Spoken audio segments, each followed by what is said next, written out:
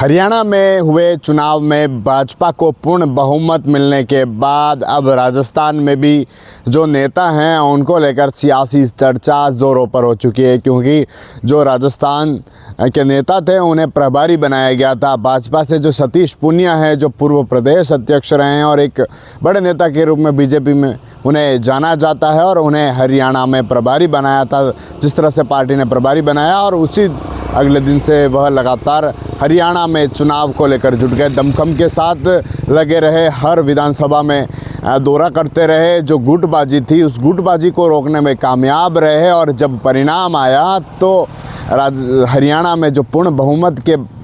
साथ जो सरकार बनी है उससे कहीं न कहीं अब सियासी गलियारों में चर्चा तेज है कि सतीश पूनिया का जो कद है वह पार्टी में बढ़ सकता है। इसको लेकर लगातार राजस्थान में जो नेता हैं उनमें चर्चा देखने को मिल रही है, क्योंकि पहले भाजपा में प्रदेश अध्यक्ष के रूप में रहे और एक बड़े नेता के रूप में जो सतीश पूनिया है उन्हें जाना जाता है। और जिस दिन सरकार जो पार्टी है उन्हें एक मौका दिया और एक कहीं न कहीं उस कद को बढ़ाने के लिए भी कह सकते हैं कि क्या स्थितियाँ थी और अब क्या स्थिति, और उस स्थिति में उन्हें वहाँ जाकर जो चुनाव की स्थितियाँ हैं उन्हें देखना है और वहाँ के एक प्रभारी के रूप में काम करना है। लगातार एक्टिव रहे और उसी एक्टिवता के कारण जो हरियाणा के जो परिणाम देखने को मिले उसके बाद, क्योंकि कहते हैं कि सतीश पूनिया की तबीयत खराब हो गई थी लेकिन वह चुनाव थे और लगातार वार रूम का दौरा कर रहे थे। और सबसे बड़ी बात यह थी कि जो हरियाणा की जो सीटें थी उसमें कहीं न कहीं गुटबाजी थी और उस गुटबाजी को रोकने में कामयाब रहे। दूसरी तरफ जो जाट समाज के वोट थे उनको पूरी तरह से साधने में कामयाब रहे, और जो दलित और जो पिछड़े वर्ग के वोट थे उनको पूरी तरह से साधने में कामयाब रहे। जो मोदी की जो योजना है, जो भारत सरकार की जो योजना है उसको बताने में कामयाब रहे, और जो हरियाणा में जो पहले सरकार थी उनके किस तरह के काम रहे। और सबसे बड़ा मुद्दा गुटबाजी का उस क्षेत्र में था, उस गुटबाजी को जो किस तरह से ख़त्म किया जा सके और सभी में एकजुटता लाई जा सके, यह सतीश पूनिया में देखने को मिला, जिससे कि जो परिणाम आए उस परिणाम के बाद अब राजस्थान में जो सतीश पूनिया है उनको लेकर चर्चा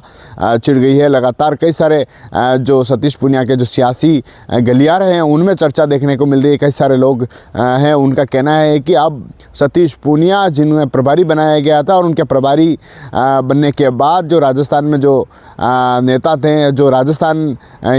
हरियाणा में जो चुनाव हुआ और उस चुनाव में जो परिणाम देखने को मिला, जिस तरह से उनका कद बढ़ा है, तो कहीं न कहीं हो सकता है अब आगे भी सियासी गलियारों में चर्चा है कि कहीं न कहीं उन्हें एक बड़ा पद ओहदा मिल सकता है। और उसी को लेकर, क्योंकि हरियाणा का परिणाम कहीं न कहीं उनके लिए एक बड़ा अच्छा साबित हुआ और लगातार एक्टिवता के कारण यह देखने को मिला। सतीश पूनिया जो प्रदेश अध्यक्ष रहे हैं और पहले कई बार चुनाव भी लड़े हैं और इस बार विधानसभा का चुनाव भी लड़े, लेकिन जीत नहीं पाए, लेकिन फिर भी पार्टी ने उन्हें मौका दिया। वहीं कांग्रेस में भी ऐसे नेताओं का मौका मिला लेकिन वह साबित नहीं कर पाए, चाहे अशोक गहलोत हो, सचिन पायलट हो, लेकिन भाजपा से जो सतीश पूनिया जिन्हें प्रभारी के रूप में नियुक्त किया और कहीं न कहीं वह प्रभारी